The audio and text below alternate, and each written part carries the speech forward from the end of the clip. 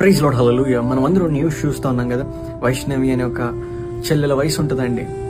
ఒక వ్యక్తి ప్రేమిస్తున్నానని వెనకబడితే నాకు వద్దు అని అన్నప్పుడు ఆ వ్యక్తి అన్నాడంట, నువ్వు లేకపోతే నేను చనిపోతానని చెప్పి పురుగుల మందు తాగడానికి కూడా సిద్ధపడి సూసైడ్ చేసేసుకుందాం అని అనుకుంటే, ఈ పాప ఇంకా ఆ టైంలో ఎందుకు తన ప్రాణం పోగొట్టుకుంటున్నాడు నా వల్ల అని చెప్పి ఆలోచించి ఆ వ్యక్తికి ప్రాణం పోయాలి అన్న ఆలోచన ఈరోజు ఈ పాప జీవితాన్ని సజీవంగా లేకుండా చేసిందండి.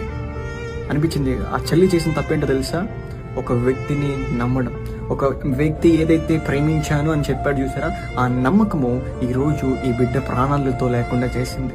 ఈరోజు జ్ఞాపకం చేసుకోండి, ఆ వ్యక్తి మంచి కోరిందండి పాపం. ఈ పాప అయ్యో చనిపోతానంటున్నాడే, నన్ను ఎంతగా ప్రేమిస్తున్నాను అంటున్నాడే అని చెప్పి ఆ మాటల్లో నమ్మింది.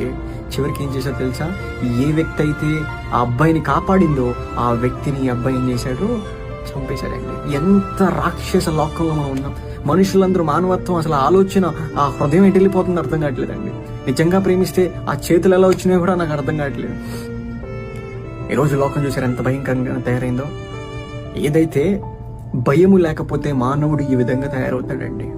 కాబట్టి స్పిరిచువల్గా దేవుడు ఎంత శిక్ష ఇవ్వాలో ఆ వ్యక్తికి ఆ శిక్షణ ఇస్తాడు. ఆ కుటుంబం గురించి ప్రార్థించాల్సిన అవసరం మనకుంది. ఆ కుటుంబం గురించి ప్రార్థన చేద్దాం. అండ్ అలానే ఈ లోకంలో ఆ వ్యక్తికి తగిన శిక్ష పడాలి అని నేను కోరుకుంటా ఉన్నాను. బికాస్ ఒక వ్యక్తిని నమ్మించి మోసం చేసి ప్రాణాలు తీస్తాడండి. So it's not a normal thing. So police department వల్ల కేసులు పెడతారు, ఏం చట్టబద్ధంగా అసలు ఏమీ జరగదు. బట్ ఐ విష్ ఆ కుటుంబం న్యాయం చేయాలి దేవుడైనా అని కోరుకుంటున్నాను. ప్రార్థన చేస్తాను.